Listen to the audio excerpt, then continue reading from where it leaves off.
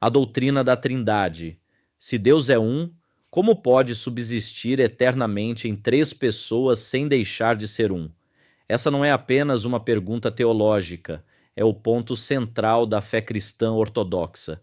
E a resposta não nasce da filosofia humana, mas da revelação progressiva das Escrituras. Ao estudarmos os atributos divinos, afirmamos a unidade absoluta de Deus. Ao examinarmos seus nomes, especialmente o nome hebraico Elohim, percebemos que essa unidade não é solidão ontológica, mas plenitude de comunhão. À luz da palavra, a doutrina da Trindade não compromete o monoteísmo, antes o aprofunda.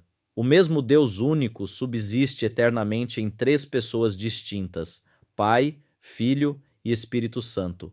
Não são três deuses, mas um só Senhor em três identidades pessoais coeternas e consubstanciais. Cada pessoa é plenamente Deus.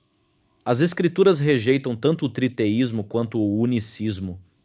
A Trindade pode ser definida como a união eterna de três pessoas distintas em uma só essência divina. Elas não se confundem, não se misturam, não se dividem. São distintas quanto às relações pessoais, mas iguais quanto à essência, glória, poder e eternidade. A revelação bíblica é clara.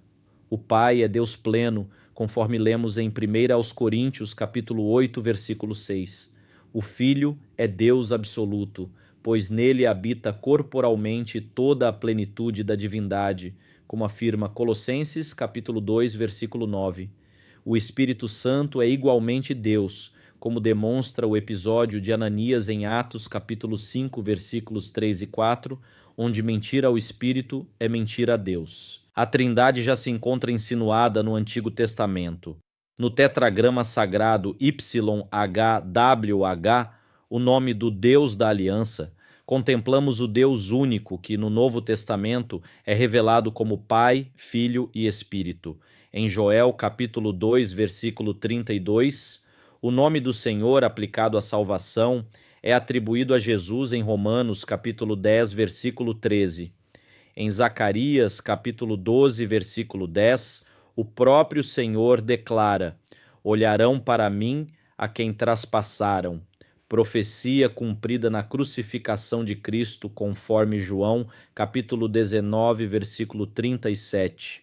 Em Juízes, capítulo 16, versículo 20, o Senhor que se retira de Sansão é identificado pelo contexto como o Espírito do Senhor. Essas passagens não revelam contradição, mas profundidade. Estamos diante de um ser infinito. Como afirmou Louis Sperry Chafer, a doutrina pode não ser plenamente explicável, mas é plenamente aceitável porque é revelada.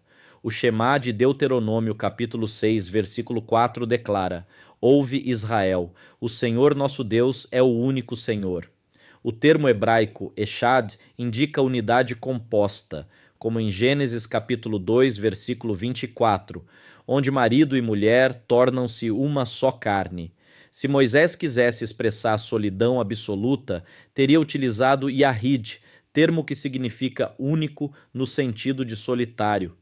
A escolha de Echad abre espaço para compreender a unidade divina como pluralidade em comunhão. O Antigo Testamento revela a unidade na Trindade. O Novo Testamento revela a Trindade na unidade. Não há oposição entre os testamentos, mas harmonia progressiva. Historicamente, a Igreja precisou defender essa verdade. Tertuliano, no final do segundo século, empregou o termo trindade ao combater o modalismo. Surgiram distorções como o monarquianismo dinâmico, que reduzia Cristo a mero homem adotado por Deus. O modalismo, que confundia as pessoas como meras manifestações temporárias, e o arianismo, que negava a eternidade do Filho. No Concílio de Nicéia, no ano 325, a Igreja afirmou que o Filho é homoousios, da mesma substância do Pai. O Credo Niceno proclamou fé em um só Deus e em um só Senhor Jesus Cristo, Deus de Deus, luz de luz. Posteriormente, o chamado Credo Atanasiano reforçou que adoramos um só Deus em Trindade e Trindade em unidade, sem confundir as pessoas nem dividir a substância. Biblicamente, a distinção pessoal é inegável. No batismo de Jesus, relatado em Mateus capítulo 3, versículos 16 e 17, o Filho é batizado, o Espírito desce como pomba e o Pai fala dos céus. Três pessoas, um único Deus. Em Mateus capítulo 28, versículo 19, a fórmula batismal menciona um único nome no singular, pertencente ao Pai, ao Filho e ao Espírito Santo. A unidade do nome revela a unidade da essência. No Antigo Testamento, Gênesis capítulo 1, versículo 26 declara: façamos o homem à nossa imagem. A pluralidade não pode ser reduzida a diálogo com anjos, pois o homem não foi criado à imagem angelical. Em Isaías capítulo 6, o Senhor pergunta: quem há de ir por nós? E João, capítulo 12, aplica essa visão à glória de Cristo, enquanto Atos, capítulo 28, atribui a fala ao Espírito Santo. O Deus que Isaías viu é o Deus Trino. No Novo Testamento, a Trindade é explícita. Em 1 aos Coríntios, capítulo 12, versículos 4 a 6. Paulo apresenta o mesmo Espírito, o mesmo Senhor e o mesmo Deus operando tudo em todos.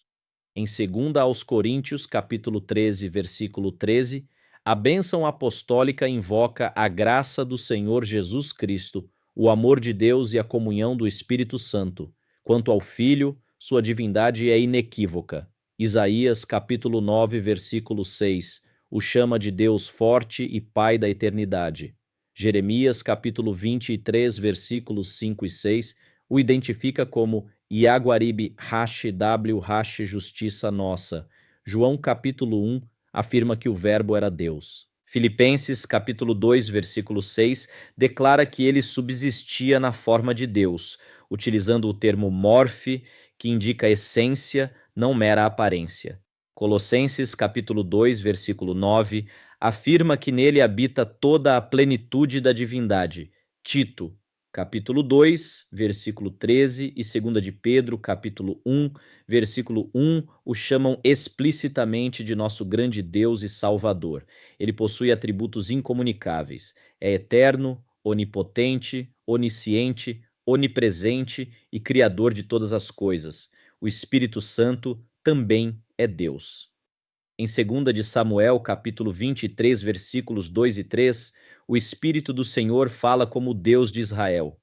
Ele possui vontade, inteligência, poder e santidade. Ele convence, ensina, guia, distribui dons e pode ser entristecido. Não é força impessoal, mas pessoa divina. Na perspectiva arminiana clássica e pentecostal, essa verdade não é apenas doutrina abstrata. A Trindade fundamenta a obra da salvação. O Pai planeja, o Filho redime, o Espírito aplica a redenção ao coração humano, regenerando, santificando e capacitando para uma vida cheia do Espírito. A comunhão trinitária torna-se modelo da comunhão da Igreja e da dinâmica dos dons espirituais. A Trindade não é um enigma frio, mas a revelação de um Deus relacional que desde a eternidade vive em perfeita comunhão de amor e que pela graça nos convida a participar dessa comunhão. Se a mente humana não consegue esgotar esse mistério, isso não diminui Deus, exalta-o. Um Deus totalmente compreensível deixaria de ser infinito. Mas o Deus que se revela como Pai, Filho e Espírito Santo é suficientemente conhecido para ser adorado, amado e servido. Adoramos um só Deus em três pessoas. Não confundimos as pessoas, não dividimos a essência. E nessa unidade perfeita encontramos o fundamento da nossa fé, da nossa salvação e da nossa esperança eterna. Se este estudo fortaleceu sua compreensão e ampliou sua visão sobre quem Deus é, compartilhe este vídeo, inscreva-se no canal e deixe seu comentário.